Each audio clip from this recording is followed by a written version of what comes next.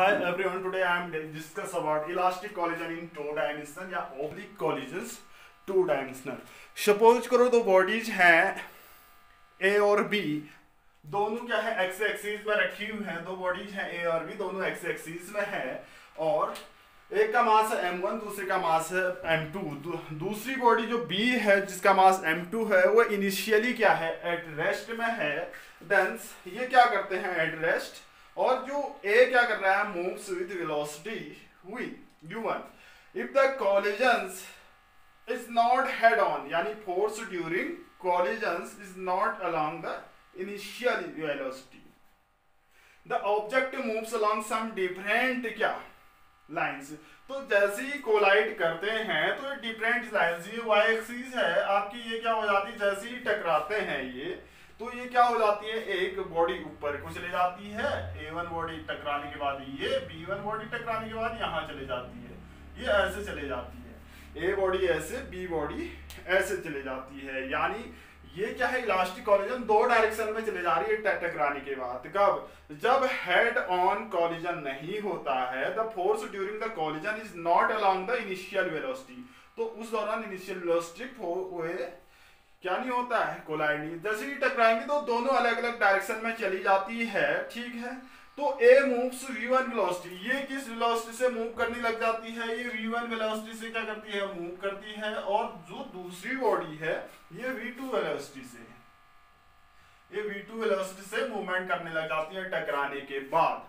ठीक है, ये एक्स एक्सिस से A1 बॉडी थीटा एंगल पर क्या होती है चलती है, और जबकि जो दूसरी बॉडी है एक्स एक्सिस से फाई एंगल पर चले जाती है. ये देखो टकराने के बाद ये एक्स एक्सिस है, ये y है और ये y डैश है. ठीक है, और वेलोसिटी क्या है कंपोनेंट, ये वेक्टर A है आपका. वेलोसिटी क्या है वेक्टर क्वांटिटी है, इसको कंपोनेंट्स में हम डिवाइड कर सकते हैं. देखो ये इनिशियल से कितनी एंगल बना रहा है, एक एंगल ये होगा और इसका एक कंपोनेंट ये होगा, एक कंपोनेंट ये होगा कुछ इस टाइप से.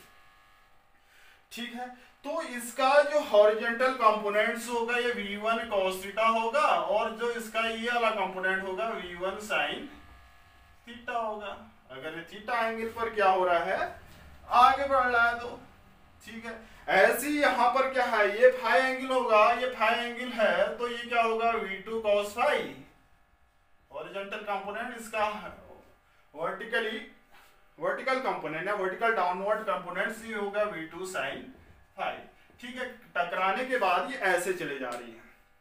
ठीक है, इसके बाद आते हैं also suppose v1 and v2 lie in xy planes. v1 और v2 कहां पर है xy प्लेन में है सपोज करो.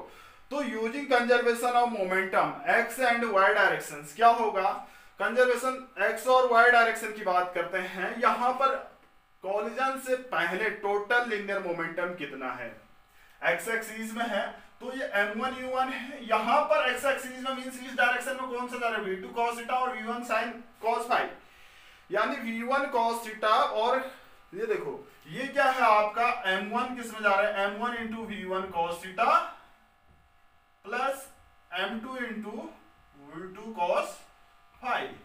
ठीक है, ये इस डायरेक्शन में कंजर्वेशन ऑफ लीनियर मोमेंटम से ऐसा लिख सकते हैं क्योंकि u2 जीरो है तो पहला टर्म्स जीरो आ जाएगा. इसको हमने क्या लिया इक्वेशन फर्स्ट डाल दी, इसको इक्वेशन फर्स्ट, ये आया v2 sin फाई, ये इक्वेशन फर्स्ट आ गई आपकी. ठीक है, initial momentum m of m1 and m2 analogue y axis क्या होगा, इसका इनिशियल मोमेंटम. ये तो x एक्सिस की बात है, y एक्सिस में इसका क्या है तो जीरो है, और यहाँ क्या है y एक्सिस में m1 v1 sin theta, m1 v1 sin theta plus m2 v2 sin phi. ये क्या होगा आपका y एक्सिस में मोमेंटम, ये x एक्सिस में है, ये y एक्सिस में मोमेंटम कहलाएगा. आपकी इक्वेशन सेकंड आएगी. तो यहां से हम क्या, if the collision is elastic, collision क्या है आपका इलास्टिक है, इसमें कोई काइनेटिक एनर्जी लॉस नहीं हो रही है, तो initial kinetic energy final kinetic energy के इक्वल होगा. तो जो काइनेटिक एनर्जी होगा बिफोर कॉलिजन वो काइनेटिक एनर्जी आफ्टर कॉलिजन के इक्वल होगा. Half m1 u1 square, half m1 u1 square is equal to half क्या m1v1 square half m1v1 square plus half m2v2 square. तो यहां से कुछ टर्म्स कैंसिल आउट होते हैं। क्या टर्म कैंसिल आउट होंगे? हाफ से हाफ कैंसिल आउट हुआ तो यहां से क्या होगा आपके, क्या बचेगा? देखो m1u1 square is equal to m1v1 square plus m2v2 square. इसको इक्वेशन थर्ड में दिख रहा है, दिख रहा है। m1u1 square is equal to m1v1 square equal to m2v2 square. ये तो हो गया आपका इक्वेशन थर्ड। ये डायग्राम आपने बना दिया होगा। तो 4 अननोन क्वांटिटीज है यहाँ पर v1 v2 और थीटा और फाई, और ये चार क्या है यहाँ पर अननोन है। क्या? v1 अननोन है, v2 अननोन है और थीटा अननोन है और फाई अननोन है। तो चार अननोन क्वांटिटी है हमारे पास। तो यहाँ पर चार अननोन कैलकुलेट करने के लिए हमारे 3 इक्वेशन दे रखी है 1 2 3। तो measuring of the one of the 4 unknowns theta experiment the value of the 3 unknown can be solved. तो 3 केसेस भी कंसिडर्ड है एज गिवन। 3 केसेस हैं। पहला केस क्या है? ग्लेंसिंग कॉलिजन्स। अब देखो मैं इसको हटा दे रहा हूं। पहला केस है क्योंकि देख नहीं पा रहा होगा आप लोगों को। पहला केस है ग्लेंसिंग कॉलिजन। ग्लेंसिंग कॉलिजन देखो इसमें होता क्या है आपका, in a glancing collisions the incident particles does not lose any kinetic energy. जो इंसिडेंट पार्टिकल है and is scattered almost undeflected thus for the such collisions। तो उसके लिए क्या होता है? थीटा क्या होता है? 0 डिग्री होता है और फाई क्या होगा उस टाइम? 90 डिग्री होगा। तो फाई 90 डिग्री और ग्लेंसिंग कॉलिजन के लिए थीटा 0 डिग्री और phi 90 degree. Then u1 is equal to equation 1 और 2 से, इक्वेशन ये 1 है 2 है, इक्वेशन 1 में रखेंगे ये वैल्यू तो क्या आएगा यहाँ से? u1 is equal to v1 आएगा, u1 is equal to v1 आएगा। ठीक है, यहाँ पर v2 इज इक्वल टू 0 आएगा। अगर हम इक्वेशन 1 में और 2 में रखते हैं तो यहाँ पर u1 इक्वल टू v1 और v2 इज इक्वल टू क्या? And v2 is equal to 0 आएगा। किसमें? ग्लेंसिंग कॉलिजन पे। तो इसमें kinetic energy of target particle, जिसको टारगेट किया गया है उसकी काइनेटिक एनर्जी कितनी होगी? 0 होगी। Kinetic energy of target particle, target object भी कह सकते हैं। तो हाफ mv2 स्क्वायर होगा, हाफ mv2 स्क्वायर। v2 की वैल्यू 0 है तो ये 0 क्या होगी?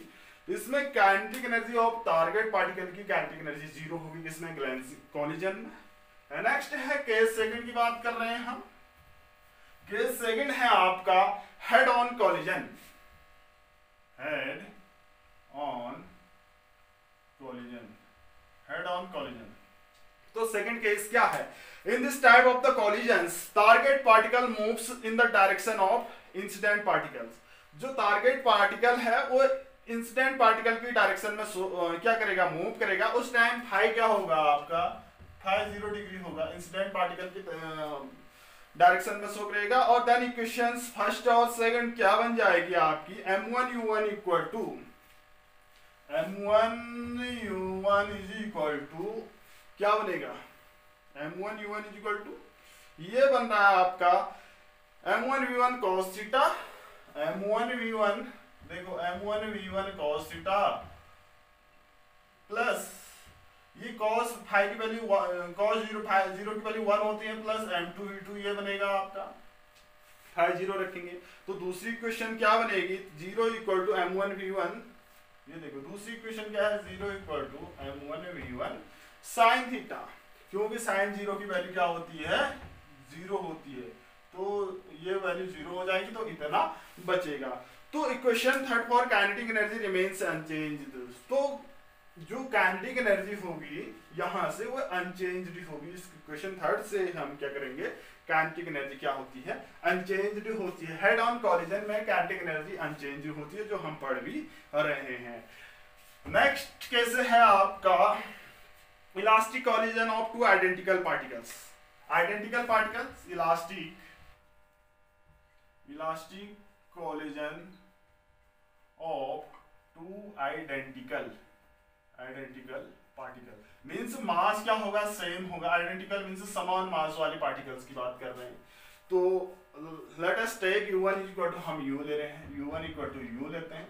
तो यहां से इक्वेशन थर्ड से हम क्या लिख सकते हैं, v1 square plus v2 square equal to v1 square plus v2 square is equal to, यहां से v1 square plus v2 square equal to u square. Equation 4 आ गई है, इक्वेशन 4। और इक्वेशन 1 से क्या लिख सकते हैं, इक्वेशन 1 से हम क्या लिख सकते हैं, v1 cos theta plus v2 cos phi, v1 sorry क्या यहां से v1 cos थीटा, देखो v1 cos थीटा m से m कैंसिल आउट हो गया, plus v2 cos phi is equal to u1। ये भी बनेगा आपका इक्वेशन 5 होगी। और इक्वेशन थर्ड से नेक्स्ट इक्वेशन इससे क्या बनेगी, सेकंड से क्या बनेगा आपका v1 sin थीटा, क्या बनेगा, अगर हम m1 इक्वल टू m2 रखते हैं तो सेकंड इक्वेशन से हमें क्या मिलेगा,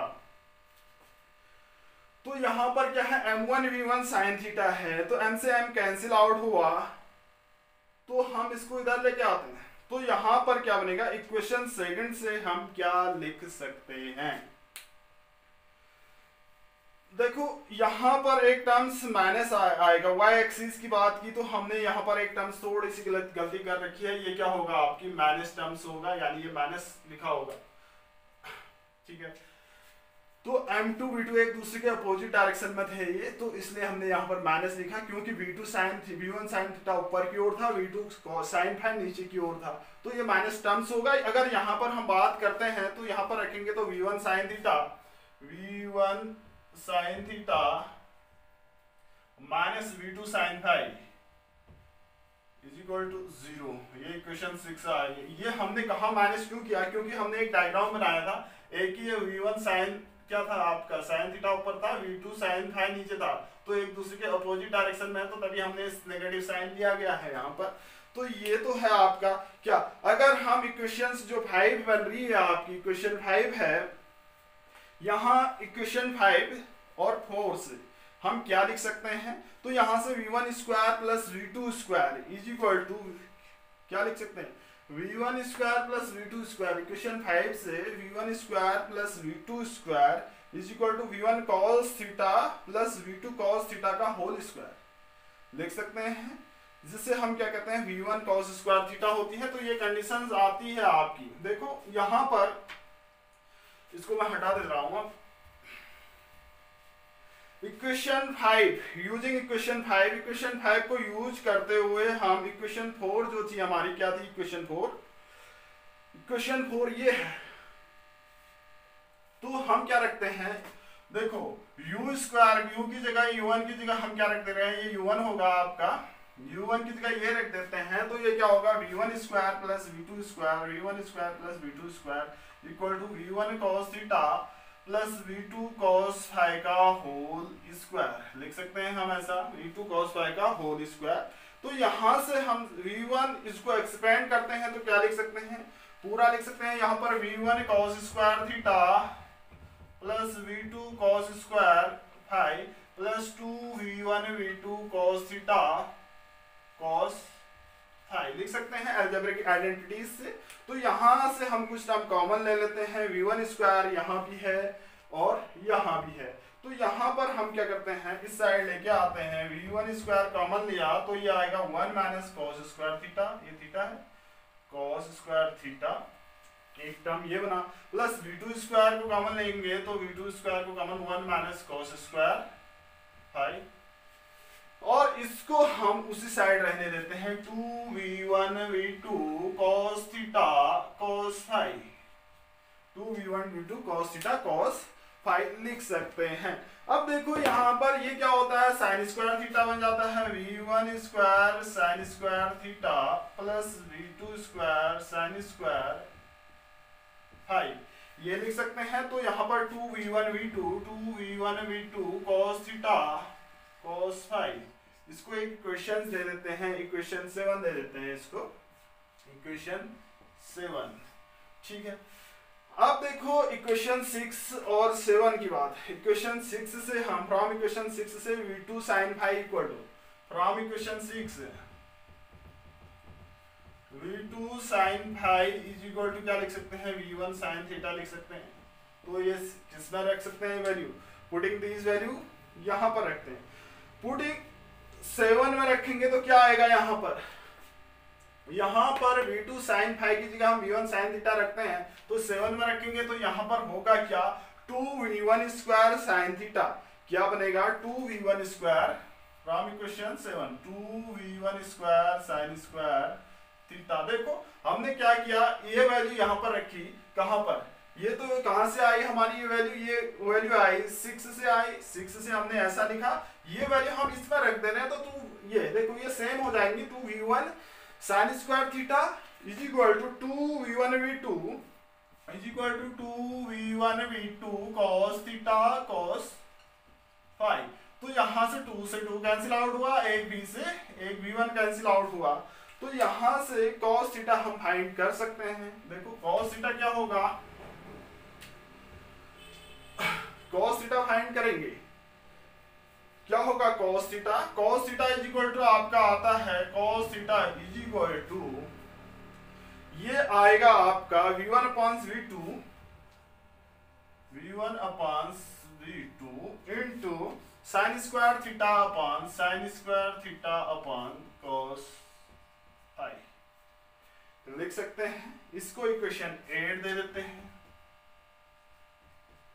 इक्वेशन 8 कहलाएगी। तो हम जानते हैं यहाँ पर cos a प्लस b की वैल्यू जानते हैं, cos a प्लस b, ये देखो हम ये भी जानते हैं cos theta plus cos phi, cos theta plus क्या, cos थीटा प्लस फाई की वैल्यू हम जानते हैं क्या होता है, cos theta cos phi minus sin theta sin phi, ये अलजेब्रिक आइडेंटिटीज है sin फाई, ठीक है। तो हम क्या करते हैं, इक्वेशन 8 और 6 की बात करते हैं। इक्वेशन 6 हमारी क्या आई थी, इक्वेशन 6 थी हमारी v1 cos, ये देखो इक्वेशन 6 की लिख रहा हूं मैं यहाँ पर, इक्वेशन 6 क्या है हमारी, v1 sin theta minus v1 sin theta minus v2 sin phi is equal to 0 थी, ये इक्वेशन 6 थी। तो इक्वेशन 6 और 8 using equation 8 and 6 we get, यानी ये 6 है ये 8 है, इनको लिखते हुए हम क्या लिख सकते हैं, देखो इक्वेशन 6 और 8 से देखिए ये 8 है ये 6 है, तो यहां से हमारा कंक्लूजन निकलता है cos थीटा प्लस फाई, यहां पर क्या होगा cos theta plus phi is equal to, यहां पर रख दीजिए cos थीटा की वैल्यू आएगी v1 upon v2 sin square theta upon cos phi into ये cos फाई ऐसी रहेगा माइनस, देखो यहां पर हमने sin थीटा तो ऐसी लिखेंगे, sin थीटा ऐसी लिखेंगे, sin फाई की वैल्यू हम यहां से लिखेंगे, sin phi is equal to क्या आता है आपका, देखो यहां से हम क्या लिख सकते हैं, देखो v2 sin phi is equal to क्या लिखते हैं हम, v1 sin theta, sin phi is equal to v2 upon v1 sin theta, v2 upon v1 sin theta लिख सकते हैं इस इक्वेशन से।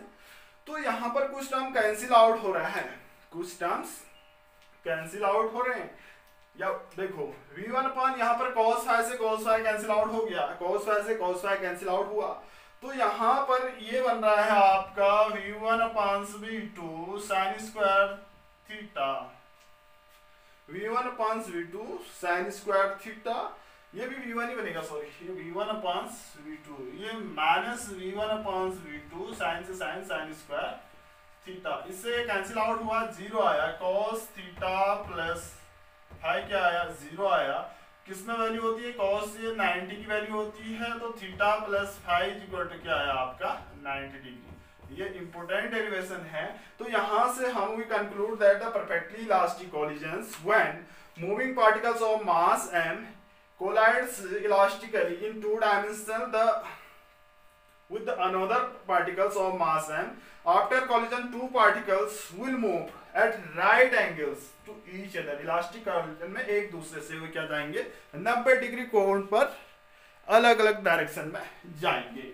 ठीक है, इसके बाद आता है आपका नेक्स्ट, छोटा छोटा है, कंप्लीट हो जाएगा। नेक्स्ट है आपका क्या, inelastic collision in two dimension, inelastic collision in two dimensions।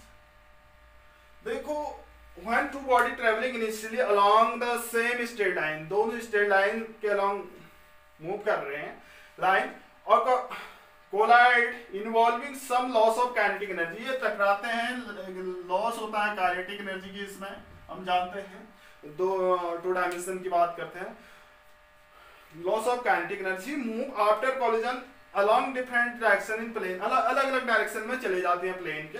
तो हम कैसे सॉल्व करते हैं ये two dimensional collision, step two use to solving problems based on two dimensional collisions. तो firstly we find out the X and Y coordinates, है भी नहीं है आपके उसमें।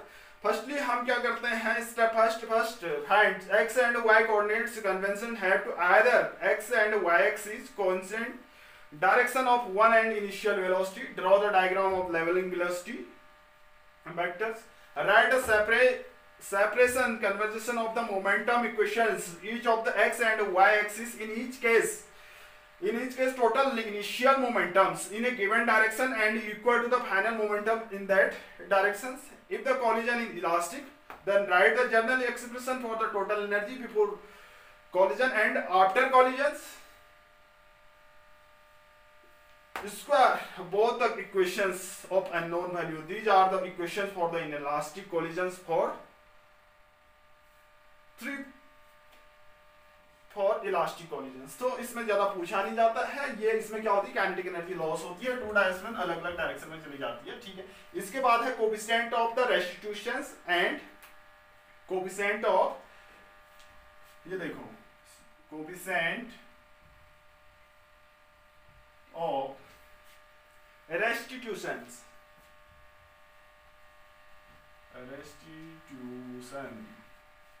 coefficient of restitutions।